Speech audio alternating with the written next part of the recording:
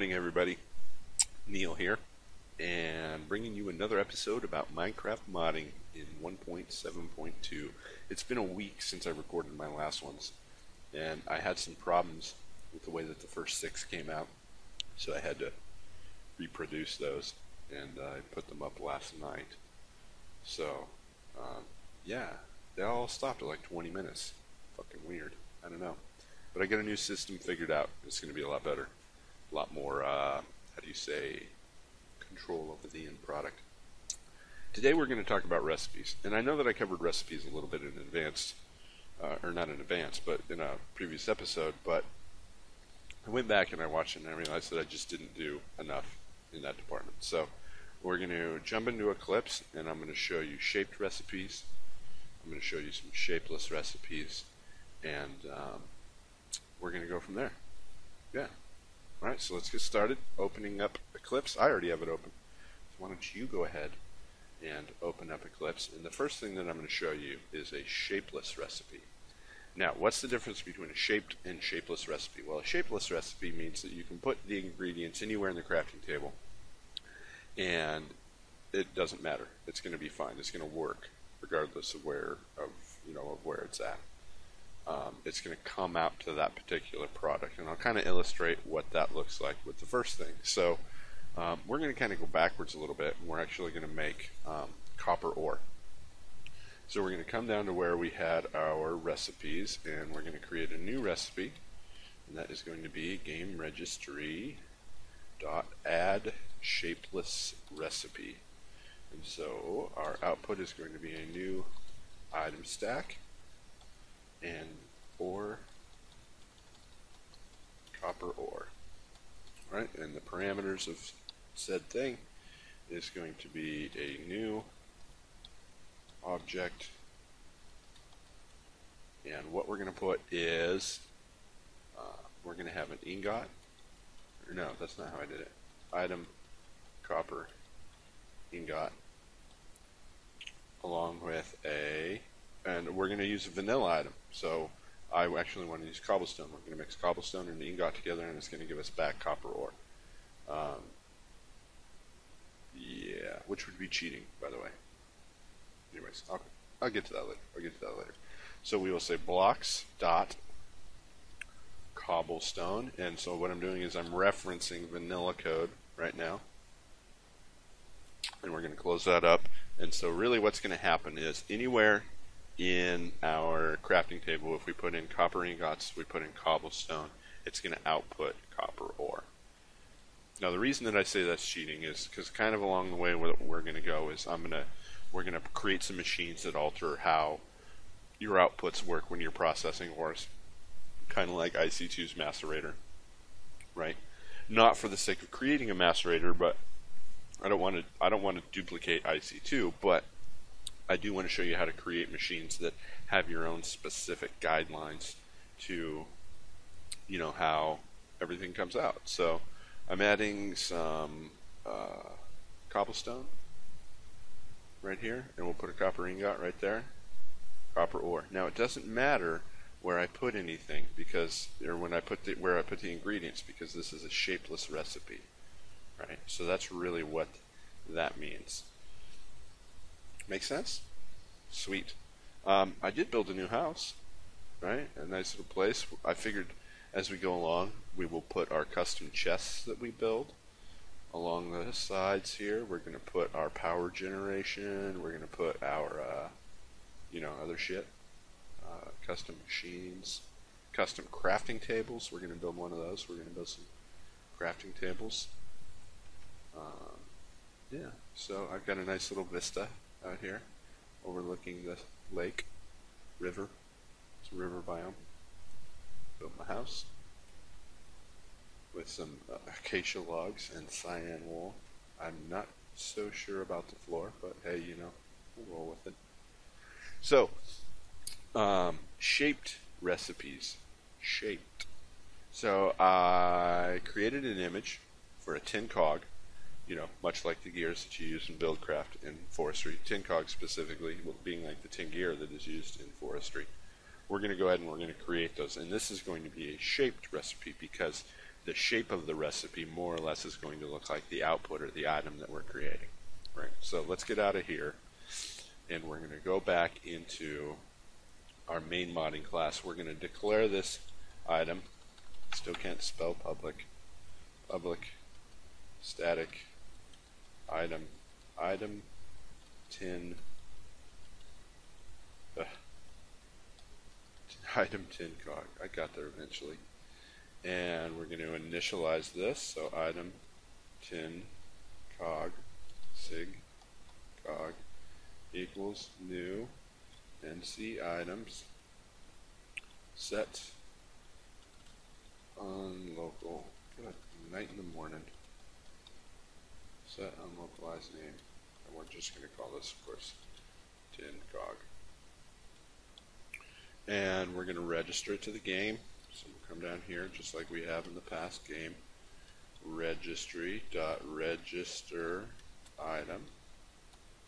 And the item is going to be tin cog. So I'm just going to roll down and choose that. And then this, of course, is going to be tin cog.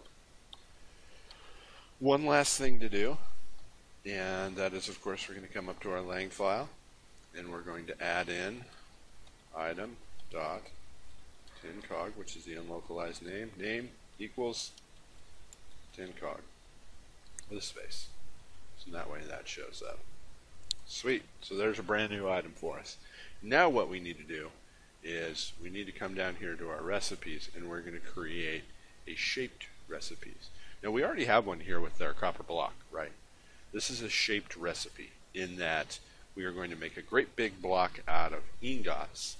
So we fill up the entire crafting table to make that block. So more or less the recipe looks like the output or the item that we're creating. And you're going to see that we're going to kind of steal the same recipe that they have in forestry. So we're going to add recipe, and that is going to be a new item stack item tin cog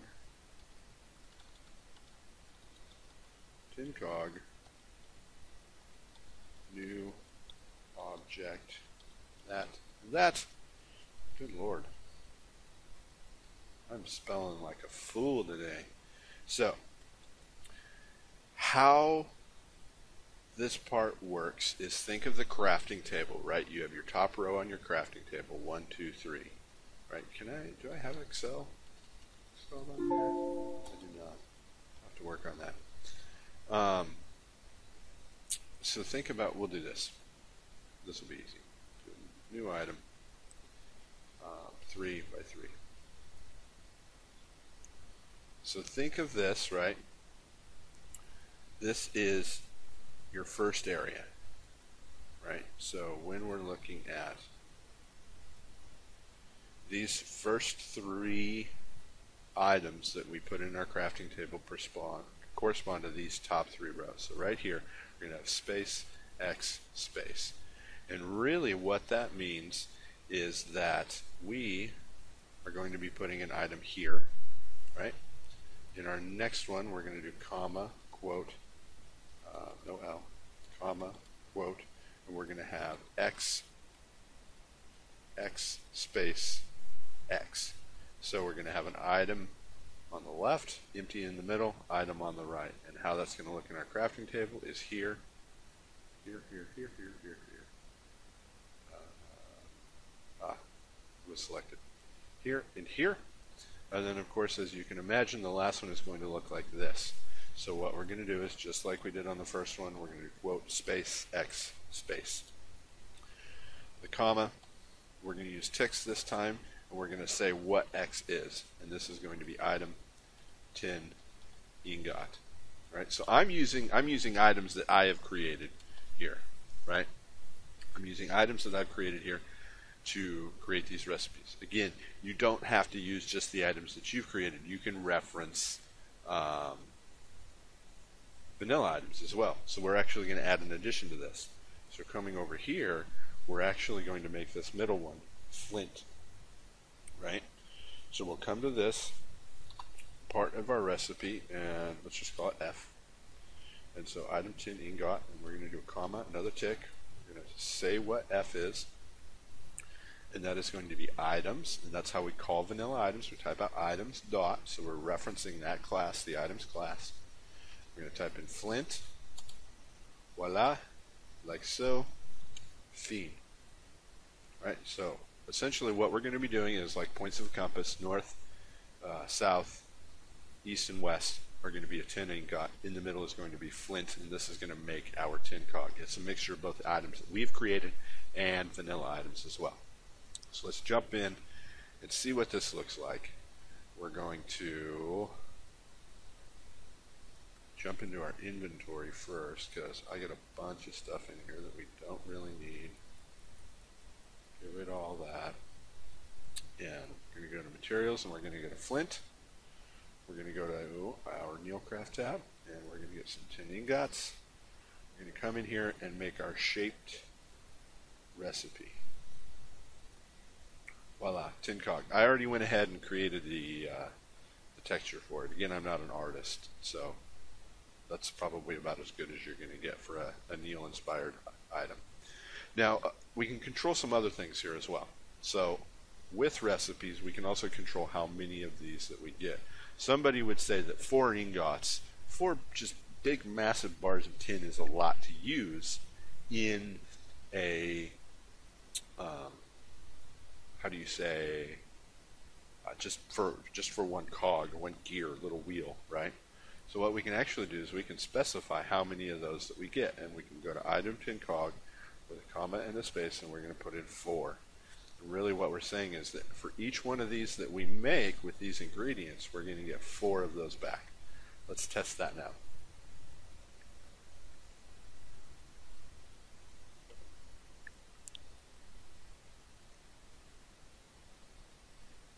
Alright, so, oh, I'm missing more flint. Let's just grab a stack of that. Alright, so we're going to put in 1 flint. We're going to put in our tin ingots the correct way, and there we get 4 tin cogs, right, for a total of 5. So you can really kind of manipulate how many of those that you get each and every time. A good example of a shapeless recipe, right, the thing that we first covered, would be wood, right? You go down, you cut a log, you put the log anywhere in your crafting table, and the output, which is this guy, right, or excuse me, this guy, is actually set to like block, planks, and then 4, right, because you get 4 for each one that you do. Pretty cool, huh? So that's kind of a good overview of recipes. Now we're going to be coming back to recipes because I'm going to want to make a what are called durable items. You may have seen a what do you call it? A tutorial that I have for 164 about durable items. I'm going to be updating that so that way you'll be able to incorporate these into your new mod that you're creating with 172. That being said, that pretty much covers it for our items tutorial at this point. I'm going to go ahead and I'm going to do some other tutorials today, and we'll get those up. In the next episode, what we want to do is we want to talk about blocks again, right? So we talked a little bit about blocks. I really want to get into the nitty-gritty of the blocks. We need to talk about more of what their properties are rather than just going in and creating a block and you place it and it sits there, or you smelt it to get an item. Blocks have a lot of different properties to them, and we're going to walk through where those different block properties are, how you can emulate some of the existing vanilla blocks to create your own. So, without further ado, thanks for joining. Like and subscribe. I'm Neil, and I'll see you for the next episode.